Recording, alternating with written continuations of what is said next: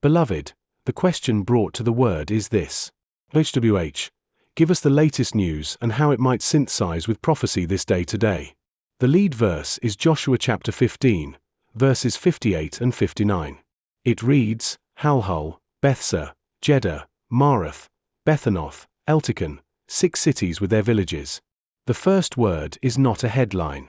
It is a title deed. It is a list of 6 cities. It is the record of a real inheritance, the settled towns of the covenant people. The first word to a question about latest news is not a report of what fell, but a record of what stands. The land already has names, and the people already have a place. The mathematical reading agrees. The verdict is lean yes, probably affirmative.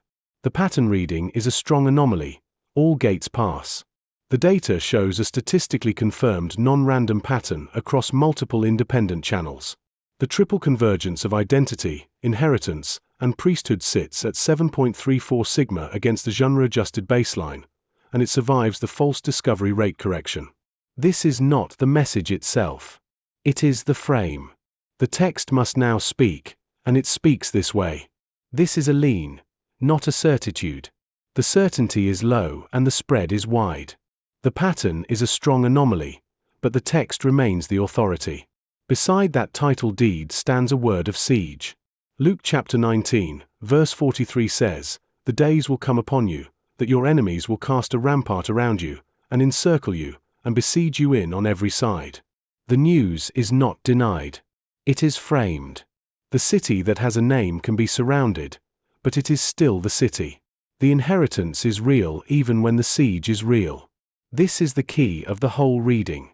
The promise is not cancelled by the pressure. The pressure is measured against the promise. In the same movement, the questioner is placed in the posture of the remnant.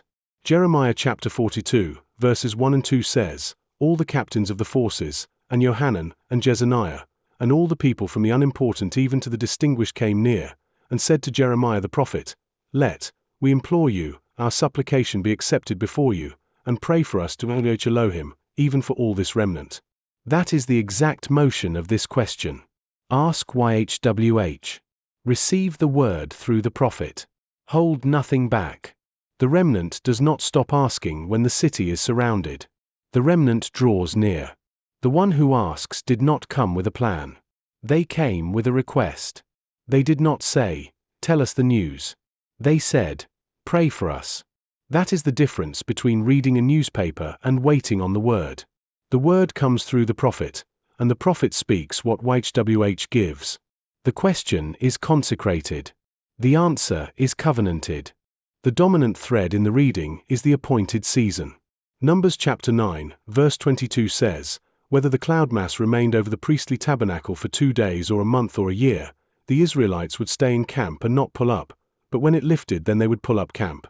The latest news is read as the movement of the cloud, not as a sequence of headlines. The question is not what the nations are doing today. The question is whether the cloud has lifted over the priestly tabernacle. When the cloud stays, stay. When it lifts, march. The priests do not decide the day. The kings do not decide the day. The cloud decides the day. The priests with trumpets stand continually before the ark, not as a sign of control, but as a sign of attention. That is the appointed season for this day. The prophetic synthesis is explicit and affirmative.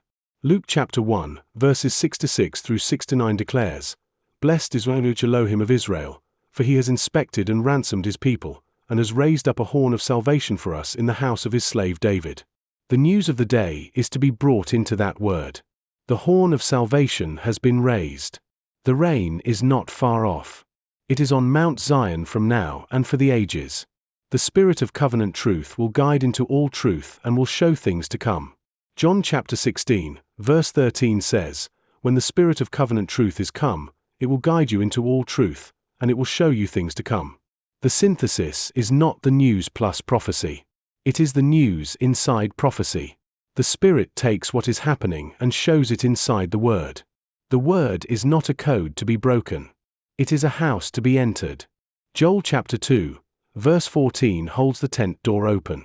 Who knows if he will return and feel sorry, and leave a sacred blessing behind him, even a meat offering and a drink offering to YHWH your Elohim. That is the mercy at the center. The verdict is affirmative, but it is not a flattering word. It carries a pastoral warning. The same text speaks of cities laid waste, of people scattered beyond the river, of groves cut down and altars polluted. Those words are the fence around the field.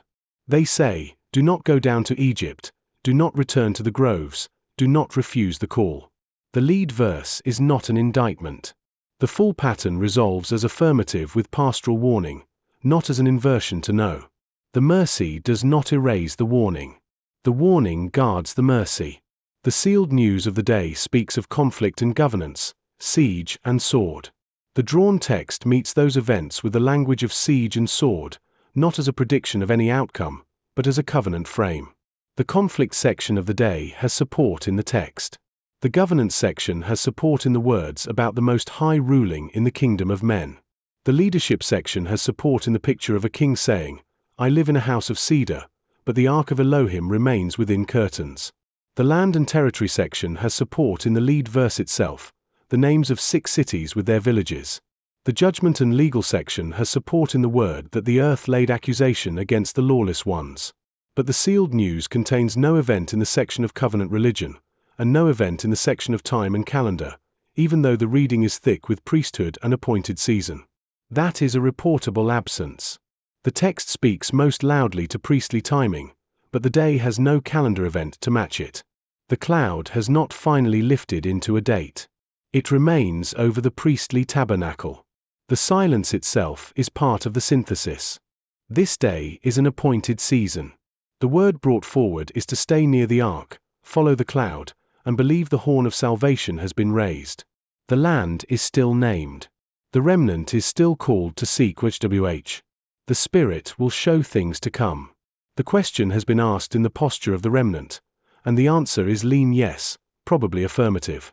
Not a flattering word, but a faithful one. Not a final certificate, but a covenant frame. Stay near the ark, follow the cloud. Believe the horn. The verses drawn in this altar of reception session were Joshua chapter 15, verse 58 to 59. Luke chapter 19, verse 43. Jeremiah chapter 42, verse 1 to 2. 1 Corinthians chapter 10, verse 28. Isaiah chapter 43, verse 9. Jeremiah chapter 44, verse 2. This concludes today's interpretation at the altar of reception.